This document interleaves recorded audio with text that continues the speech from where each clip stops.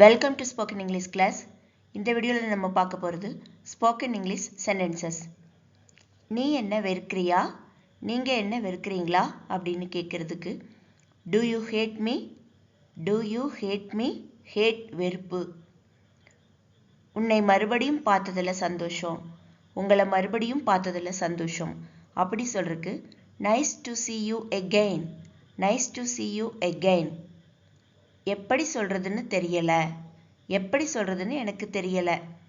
I don't know how to say, I don't know how to say.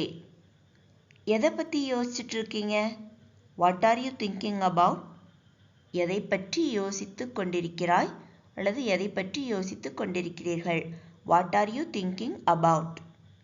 நான் என் வேலையை முடித்து விட்டேன், I have finished my work. நான் இந்த வேலையை செய்ய வேண்டும், I should do this work, I should do this work. அது நியாயமா, is it fair, is it fair.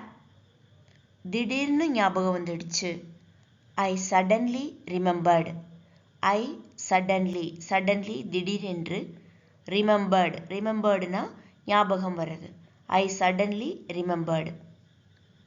இது மலிவானதா, was it cheap, was it cheap. அது எனக்கு ரொம்ப முக்கியம், that is very important to me, that is very important to me, important முக்கியம். நான் அவனை கூப்பிட்டேன், I called him, I called him.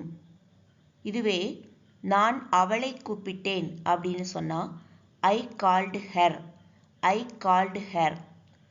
நான் அவர்களை கூப்பிட்டேன் அப்படின்னு சொல்றதுக்கு ஐ கால்டு தம், ஐ கால்டு தம். நீ என் நேரத்தை வீணடிக்கிறாய், நீங்கள் என் நேரத்தை வீணடிக்கிறீர்கள்.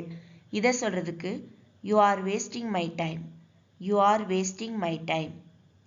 நீ போய் வாங்கிக்கோ அப்படின்னு சொல்லுவோம், go and get it, go and get it.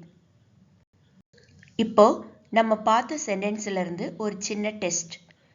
எப்படி சொல்றதுன்னு தெரியல, எதை பற்றி யோசிச்சுட்டு இருக்கீங்க, திடீர்னு ஞாபகம் வந்துடுச்சு. இந்த சென்டென்ஸ் எல்லாம் எப்படி சொல்லலாம் சொல்லி பாருங்க.